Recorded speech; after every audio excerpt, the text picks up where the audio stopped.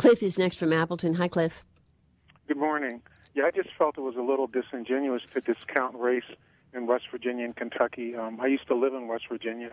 It's the only state I've been walking down the road and people passed by and yelled out, "Jigaboo." And I think it's no mistake that Hillary Clinton talked about hardworking Americans, white Americans, which I'm insulted by. I think that there's pervasive racism across this country, but particularly in West Virginia and Kentucky. And when you say Hillary Clinton won the working class vote, a lot of those people, in my opinion, were rednecks. Professor Voss? Oh, well, no, I mean, I don't disagree that that race influences a lot of the political views of the white working class, and there have been lots of regrettable incidents that get reported in both Eastern Kentucky and Western, West Virginia, about racial troubles. I don't mean to diminish that. In fact, it's common for some of these white lunch pail Democrats that I was referring to if they're older, to talk about the good old days back when it was Truman and the Democratic Party hadn't left them, and they very much do mean before the Democratic Party took a more racially liberal stance. So I don't disagree with you with the caller, but I don't think that really changes the nature of Clinton's support. That partly it is an economic thing rather than a racial thing. Professor Lowndes? Well, I think Professor Voss might be right in this primary where you have self-identified Democratic primary voters. In the general election, I think this group of Nixon called them silent majority. They became Reagan Democrats. Now they are being called lunch pail Democrats. But I think these are white working class people for whom Democrats have not gotten the majority of votes since 1964, since Johnson signed the Civil Rights Act. But I think that this is a group that's open to. I think we are now at the end of a long Reagan era in certain respects, and I think this is a group that might be open to kind of re-identification with the Democratic Party, depending on what happens. And so, so the question in the general election is, will race matter? And I think yes, it will, because I think these might be Democratic voters, or they might go for McCain, or they might sit home, depending on how they perceive racial issues. Mm-hmm. And I think in places like Kentucky and West Virginia are particularly intense. But as the caller said, there's racism all over.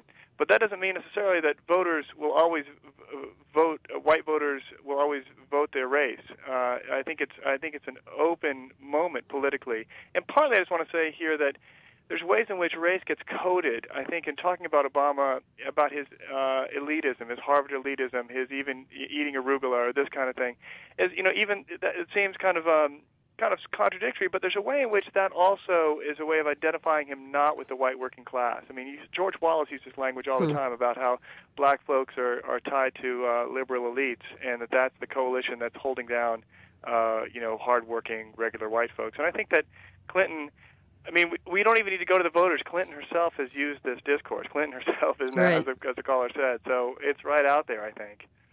We have lines open. If you'd like to join the conversation, please grab a line. It's all things political for this Monday, with primaries tomorrow in Oregon and also in Kentucky, and a lot going on in the political race for the presidency. Our number is 800-486-8655,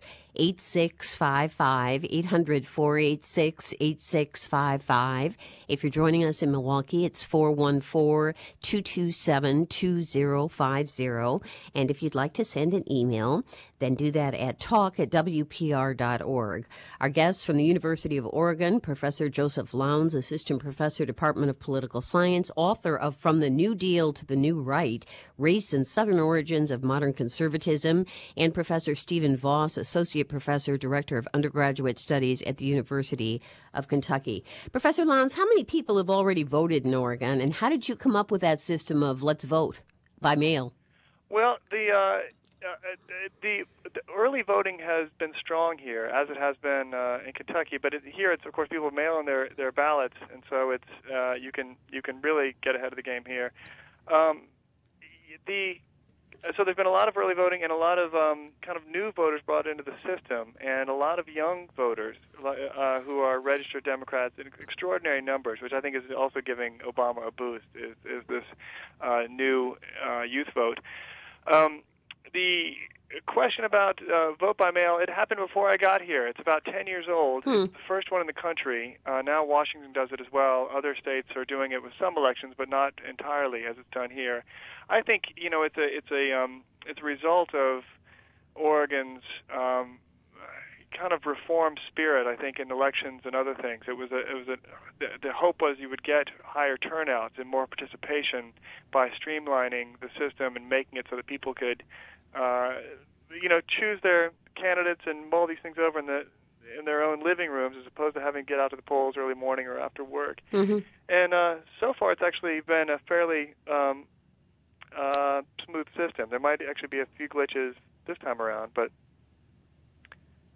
yeah. So nobody goes to the polls. Everybody votes by mail.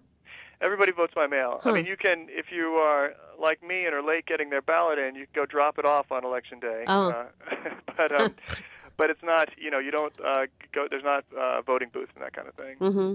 Professor Voss, we don't live in Kentucky, so we haven't seen the ads that have been running. Mention has been made in the press over the weekend that Senator Clinton has run ads attacking the Washington pundits, saying that, they declared her out of the race, and strategists are saying that worked for her in West Virginia. More people may have gone to the polls simply because of media backlash.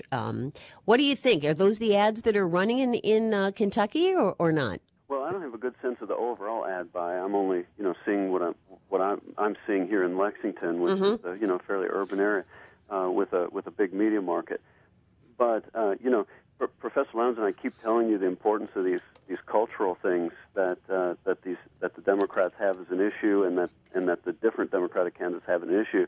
And I think that when you're running in West Virginia and Kentucky, attacking the Washington pundits and the pointy-headed liberals that George Wallace insulted is in and of itself a good message that has resonance.